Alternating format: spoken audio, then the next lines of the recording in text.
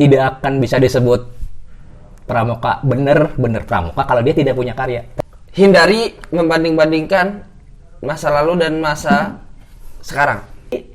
Latihan yang sebenarnya adalah begitu kita keluar dan bergabung ke masyarakat.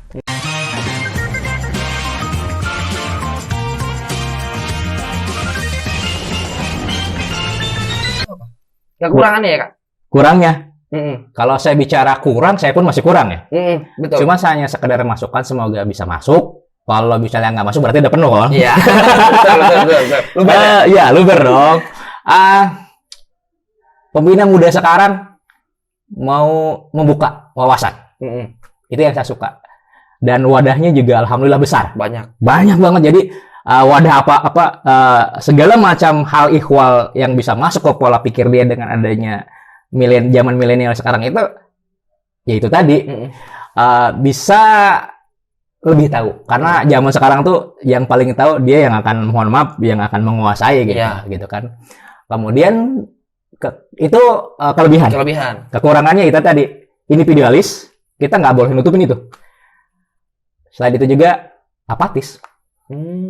Jadi orang nggak peduli. Mohon maaf ya, terkadang saya pribadi pun, saya nggak akan bicara ke orang lain, ke keluarga saya sendiri, anak saya sudah megang HP, ya udah, ya wis lah. Ya kita sebagai orang tuanya sendiri pun, ya cuek bebek aja. Bahkan kalau lagi asik main games ya mungkin kalau kamu punya adik atau punya peserta didik, ya paham lah. Iya, benar. Itu kekurangan dari milenial sekarang. Kalau dari cara mendidiknya, Kak, ada yang kurang atau enggak? Sepenglihatan Kak aja ya? Ya, saya tidak akan bicara kepada yang luar. Saya akan buat apa bicara keluar kalau sendiri pun belum ini. Betul. Jadi tanyalah kepada diri sendiri dulu, itu awal langkah penting gitu. Kalau saya sendiri tadi gimana? Lupa. Jadi kekurangan dalam mendidik seorang pembina yang di zaman milenial ini. Terkadang kekurangan saya pribadi, saya nggak akan bicara lagi.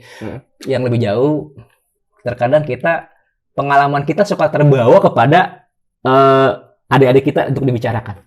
Padahal ya, zaman kita dengan zaman dia itu beda.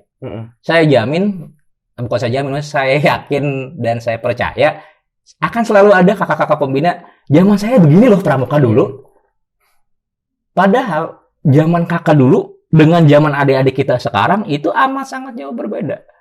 Oke lah, kakak dulu sebagai anggota pramuka, waktu jadi penggalang, waktu jadi penegak atau mungkin siaga, punya prestasi di zaman kakak.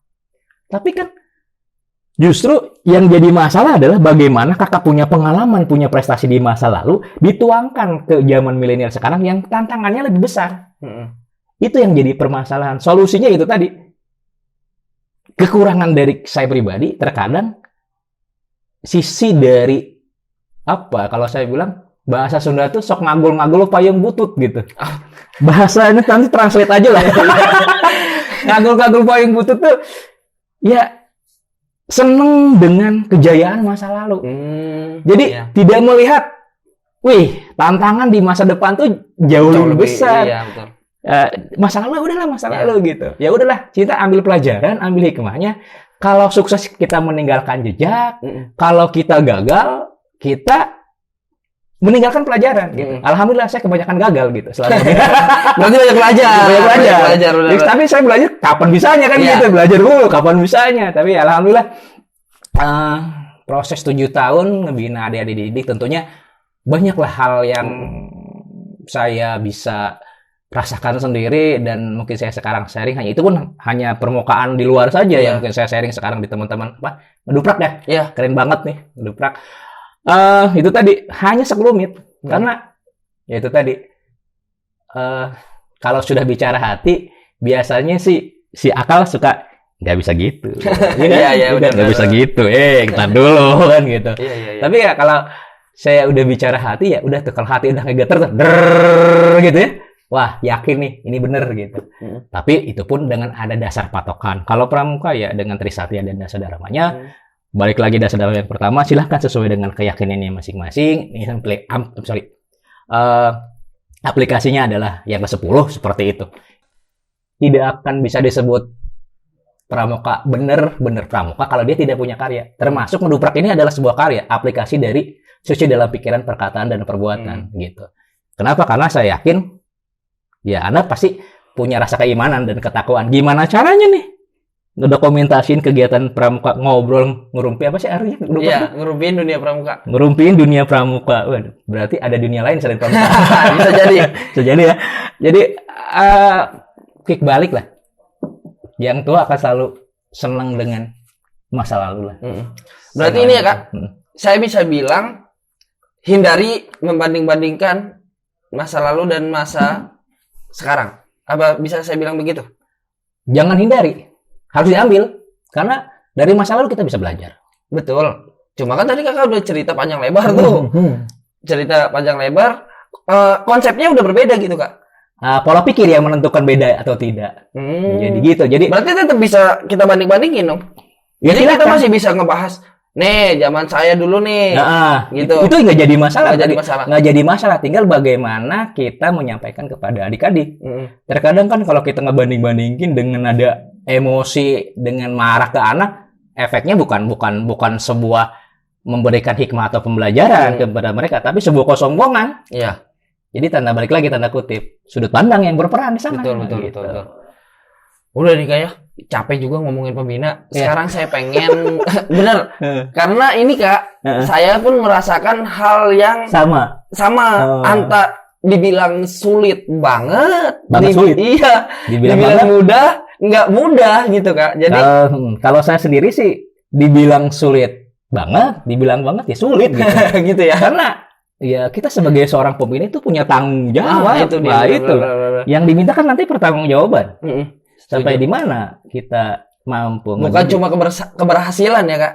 Berhasil mah itu mah proses, bonus lah kalau saya bilang. Betul. Proses mah itu tadi yang menentukan yang kan proses. Kalau Anda punya prestasi ikut lomba menang, itu mah bonus. Kalau Anda ikut kegiatan ke Karang Pamitran misalnya, atau kursus sismintir yang sekarang saya bajunya pakai promosi juga, atau mungkin kegiatan yang lain, itu semua bonus. Tapi latihan yang sebenarnya adalah begitu kita keluar dan bergabung ke masyarakat. Bukan berarti keluar pramuka.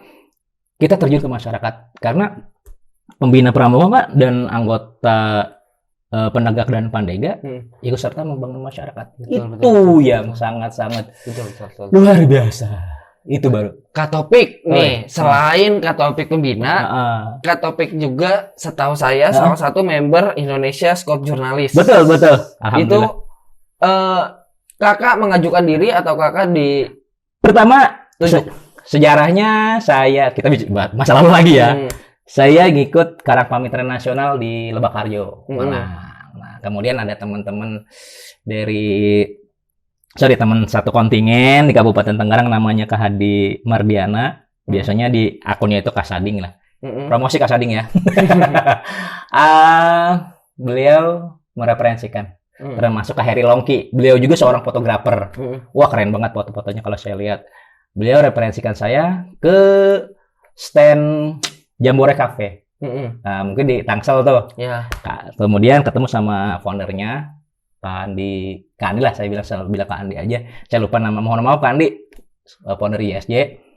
Beliau menceritakan bahwa sebatas saya ngutip kurang lebihnya, bahwa ISJ itu, kalau saya boleh bilang, hanya memberitakan kegiatan kepramukaan dan mendukung semua kegiatan kepramukaan di bidang dokumentasi. Seperti itu yang sebatas saya tahu. Kalau nanti teman-teman ISJ ada yang salah di omongan saya, mohon dikoreksi karena saya biasa salah gitu. Berarti Kakak mengajukan diri ya Kak?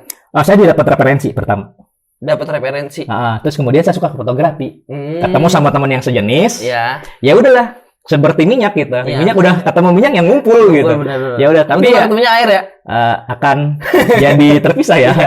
Nyatu juga cuman terpisah. Akhirnya suka fotografi, cuman ya hasilnya alhamdulillah dari sekian banyak fotografi hasilnya jelek semua, nggak ada yang bagus gitu.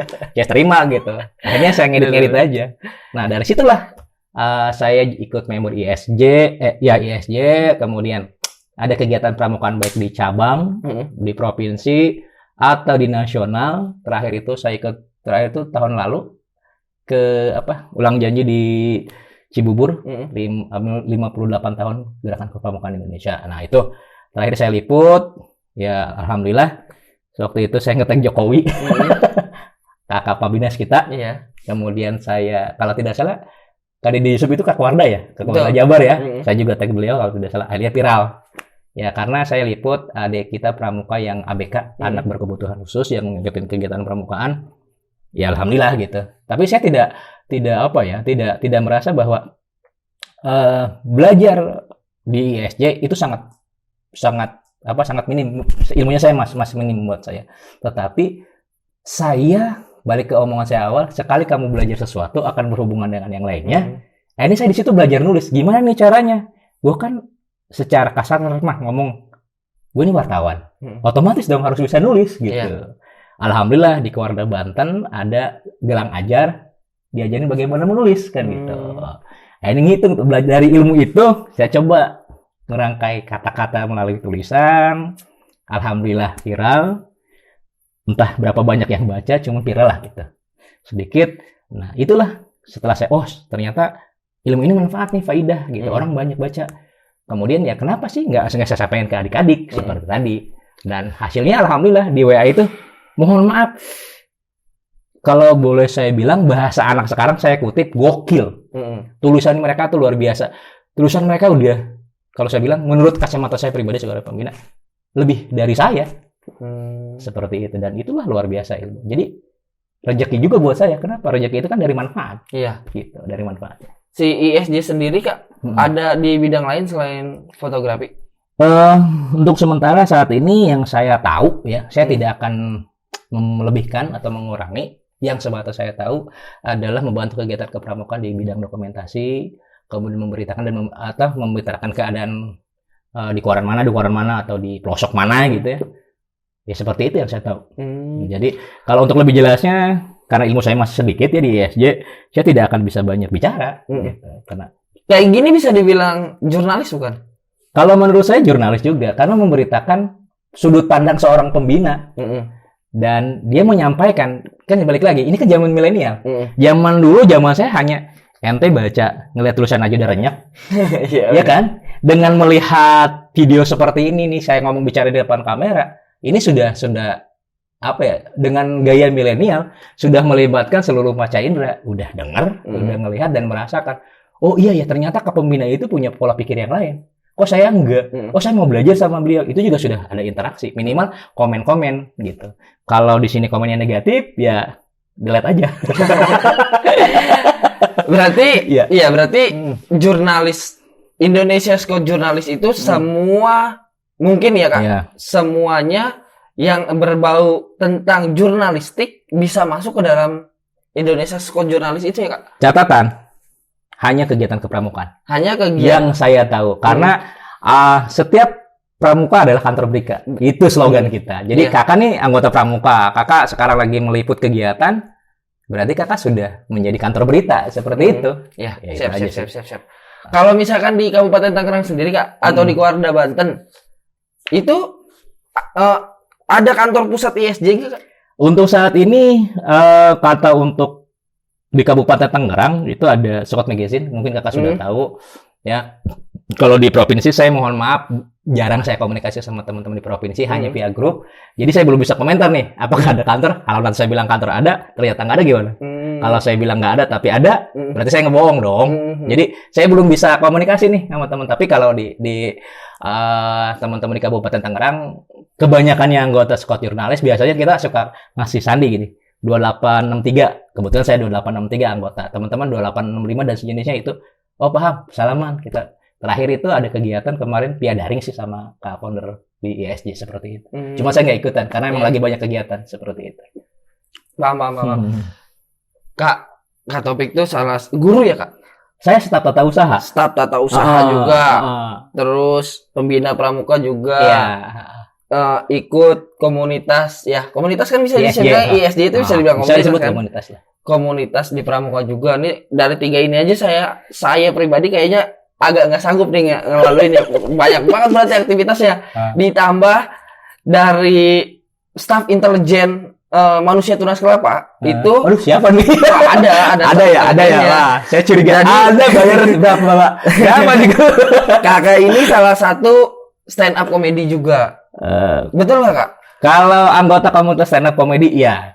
Terus, emang kalau anggota komunitas stand up komedi nggak bisa dibilang dia stand up komedian? Kalau pola pikir saya sih, lu bakal punya panggung bisa disebut stand up komedian. Jadi saya belum punya panggung. Tapi alhamdulillah panggung saya open mic mulu gitu. Karena kenapa?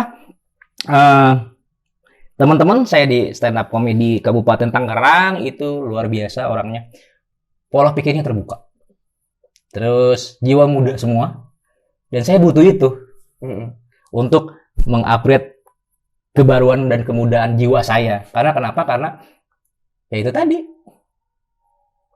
Di Pramuka itu tidak ada yang tua, yang ada muda. Benar. Jiwanya yang ada. Nah, dengan ikut kegiatan stand up comedy Kabupaten Tangerang, alhamdulillah jiwa muda saya terpelihara gitu. Dan sebagai stand up comedian, saya akan bicara dari sudut pandang seorang stand up comedian. Bicara lebih banyak resah. Apakah Pramuka menurut saya resah? Bagi saya resah. Saya tuangkan di stand up comedy. Saya buat materi tentang kepramukaan. Di situ saya nemuin kelucuan yang mungkin menurut saya getir. Tapi kita nyampaikan secara komedi seperti itu.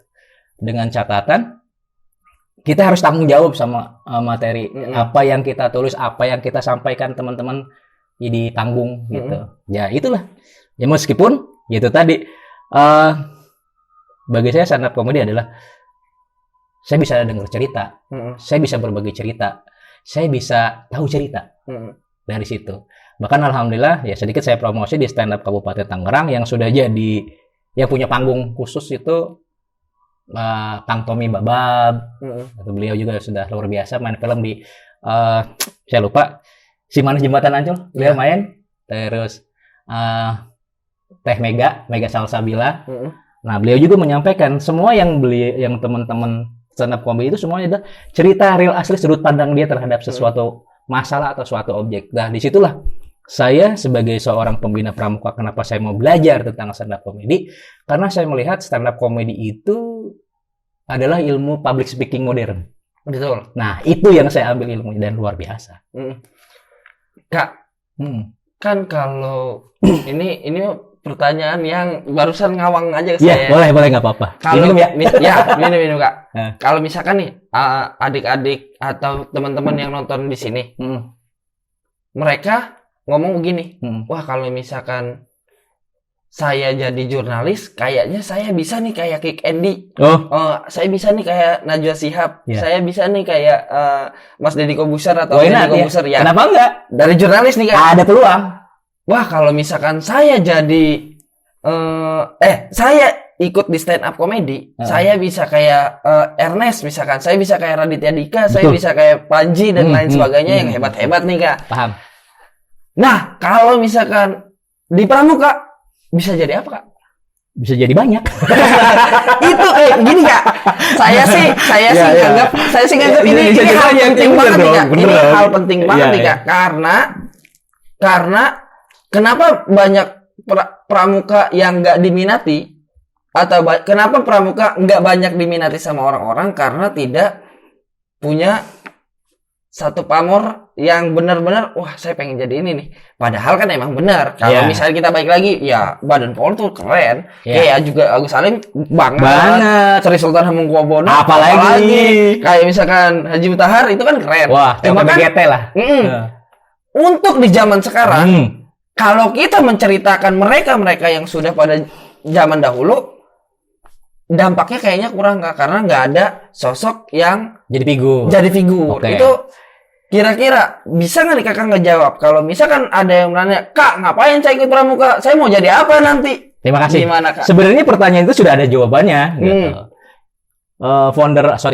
Bapak Pandu kita, Lord Badan Powell ya, di Scouting for Boys selalu mengatakan, terus bukan mengatakan, bahwa pramuka atau kepaduan adalah bukan sebuah dogma-dogma, kurang lebih. Bukan ilmu yang wajib untuk dipelajari. Dari situ aja, mohon maaf kalau saya salah, kakak-kakak atau teman-teman yang ngelihat di channel Ngeduprak ini, tolong dikoreksi. Badan Pom mengatakan pramuka adalah bukan kumpulan dogma-dogma agama. Bukanlah ilmu yang wajib untuk dituntut. Kepanduan adalah kegiatan yang menyenangkan. Menyenangkan yang dilakukan oleh anak-anak muda. Kurang lebih ya. Tapi dikondisikan dengan keadaan Indonesia didampingi oleh orang dewasa. Yang di luar lapangan, yang dilakukan di luar lapangan dan menyenangkan. Dengan catatan.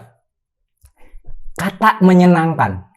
Si anak yang di pramuka itu sukanya apa? Ya sekarang kita ngapain harus mempramukakan seluruh anak-anak muda di Indonesia, sedangkan dia tidak suka pramuka. Prinsip lagi, pramuka prinsipnya apa? Sukarela. Yang penting pramuka itu dia suka dulu, baru akan ada kerelaan yang bisa kita dapatkan. Yang dia dapatkan dari kesukaan itu dengan sukarela apa? Minimal dia hadir, hadir di kegiatan latihan, kemudian si anak itu punya bakat di pramuka pasti didukung dong. Dengan adanya TKK, dengan adanya kecakapan umum dan sejenisnya. Apalagi kalau dia punya kecerdasan akademis yang luar biasa. Gitu. Apalagi dengan sekarang sudah Kabupaten Tangerang sudah sangat menggerakkan Pramuka Garuda. Nah itu udah sangat luar biasa. Terima kasih kepada kakak-kakak di Korca Kabupaten Tangerang yang sudah mau membuka peluang untuk adik-adik kita. Terima kasih juga sudah mau berbuat yang lebih untuk kita. Dan terima kasih juga pembina pramuka jadi ikutan rada-rada lumayan gitu. Bukan kita tidak suka atau tapi saya senang. Kalau saya sebenarnya saya terima. Karena satu, pengalaman. Kedua, kita punya jejak. Bukan berarti saya gagal jejak itu. Tapi saya punya oleh-oleh saya cerita ke anak didik saya atau ke anak cucu saya. Nah, lihat kakakmu yang dulu ikut pramuka, dia dulu pernah jadi garda. Minimal saya punya cerita buat anak cucu saya. Karena itu tadi, kalau orang tua biasanya suka cerita sih. Gitu kan? Ngedongeng, tinggal anak yang diceritainnya tidur. Gitu. Itu nggak ngejawab. Bisa. Karena saya bukan alat pemuas untuk menjawab pertanyaan Anda. Pertanyaan Anda adalah pertanyaan yang sangat-sangat global dan luar biasa gitu. Ya tadi saya bilang, founder kita gerakan kepanduan itu ya bukanlah sebuah dogma-dogma agama yang harus wajib dituntut. Jadi ya silakan Anda mau ikut pramuka, saya tidak mati, ya kan? Anda ikut pramuka, Anda juga tidak mati. Anda nggak ikut pun ya nggak mati gitu. Kalau pandangan kakak lagi, dengan kakak menjawab hal yang kakak utarakan, menurut kakak kenapa pendidikan di Indonesia itu sudah mulai mewajibkan yang namanya kepramukaan di setiap sekolah, baik SD, SMP maupun SMA. Yang tadinya kata kakak membebaskan sukarela, sekarang malah diwajibkan. Jadi ada paksaan. Pertama, wewenang struktur kepramukaan itu yang pertama adalah ex officio. Dia punya kebijakan, dia punya peraturan. Kalau yang kita kan balik lagi ke dasar dharma, patuh dan suka bermusyawarah. Minimal patuh dulu. Oke, kakak-kakak kita yang di atas melaksanakan, tolong pramuka diwajibkan, gunakan kurikulum. Ya kita sebagai anggota pramuka yang notabene mengerti bagaimana patuh, ada masalah dong. Kan dulu sukarela, kenapa sekarang diwajibkan? Ya aplikasinya Anda harus musyawarah bagaimana. Ya sekarang, kalau masih ada kekurangan dalam proses pelaksanaannya, balik lagi. Yang Anda pentingkan hasil atau proses. Tanda tanya besar loh. Semakin Anda bertanya, makin muncul pertanyaan yang banyak atau baru. Balik lagi, Anda mau pilih mana? Mau mentingin proses atau mau mentingin hasil? Gitu aja kalau bagi saya pribadi. Balik lagi, patuh dan suka bermusyawarah. Itu aja sih jawaban. Kalau misalkan kakak nanyanya ke saya proses atau hasil, mungkin orang yang seusia saya akan menanyakan hasil. Akan menjawab tentang mungkin masih berpikiran tentang 30% itu proses, 70% hasil. Iya, betul. Tapi kalau misalkan kita balik lagi ke zaman yang sekarang, anak-anak yang masih muda, saya yakin 80%-nya hasil, 20%-nya proses. Betul. Gitu, Kak. Makanya tadi saya tanya, saya ikut pramuka, lama-lama di pramuka bakal jadi siapa nih? Bakal jadi topik. Jadi cuma ikut komunitas ISJ, cuma jadi staf sekolahan, cuma jadi apa tuh tadi? Stand up comedian. Iya, oke. Pertama, setiap manusia punya kita berhasianya masing-masing. Kita tidak akan pernah tahu. Tiba-tiba seorang anak pramuka bisa jadi dubes, kemudian bisa jadi presiden, kita tidak akan pernah tahu. Tapi biasanya kalau sudah jadi presiden, dia pasti anggota pramuka. Betul. Karena di pramuka, khususnya Indonesia, pasti dilibatkan kan gitu. Kerennya. Kita ya itu tadi, karena campur tangan pemerintah kan selalu ada di pramuka. Kalau Anda tidak pengen jadi siapa-siapa, ya Anda pisahkan antara pemerintahan dengan kepramukaan. Kalau misalnya, tapi kan kita tidak bisa begitu. Mohon maaf, tolong nanti diedit terserah lah. Ya, kita tidak memaksakan seorang anak pramuka mau jadi apa. Yang penting tugas kita ngebina, yuk adik-adik silahkan Trisatya Dada Sadar mengamalkan. Itu aja sih kalau bagi saya. Wah, yang saya simpulkan dari kakak, jadi kalau misalkan pramuka itu lebih bagusnya tanpa paksaan. Iya. Karena pramuka itu sukarela. Ya, betul. Ditambah, ya kalian kalau misalkan mau ikut pramuka jangan fokus mau jadi apa. Jangan. Karena kan di pramuka saja sudah jelas dia itu pembentukan karakter ya, betul bukan sekali. Pembentukan profesi. Betul sekali. Gitu ya, saya setuju itu. Jadi intinya ya pramuka itu pembentukan karakter, bukan pengen jadikan itu sebuah profesi. Betul. Oke. Kita udah ngomong ngalor ngidul nih, Kak. Terima kasih banyak atas waktunya. Hah? Ngulon wetan belum? Oh, udah itu juga udah ngulon wetan juga. Terima kasih banyak atas waktunya. Sama-sama. Ini, Kak. Saya kasih kesempatan Kakak untuk memberikan pesan-pesan buat peserta didik, pembina-pembina milenial, atau penghobi-penghobi yang lainnya. Silahkan saya kasih waktu. Sebelum bertanya kepada yang lain, tanyalah kepada hati kamu. Itu aja sih. Udah itu aja ya? Iya. Ngapain banyak-banyak ya? Kayaknya sedikit aja udah makna itu, Kak. Iya dong. Sedikit. Saya ulang ya? Saya ulangin. Saya lupa. Gitu aja. Iya. Ya, oke. Sehat terus, Kak. Alhamdulillah, amin. Pokoknya semoga pesan-pesannya ini bisa diaplikasikan lah di bisnis sendiri. Amin. Semoga manfaat. Itu dia. Aja. Sehat terus. Amin. Tetap berproses. Amin. Tetap pramuka. Tetap. Oke. Sahabat coklat, terima kasih banyak untuk hari ini. Semoga bisa bermanfaat dan berfaedah kalau kata-kata topik mah. Ya, jangan lupa subscribe ya. Itu dia penting. Karena ngedukung channel ini bagus atau enggak. Oke. Maju atau enggak. Orangnya nggak maju karena duduk. Terima kasih. Gitu aja. Terima kasih. Assalamualaikum warahmatullahi wabarakatuh. Salam pramuka. Salam pramuka.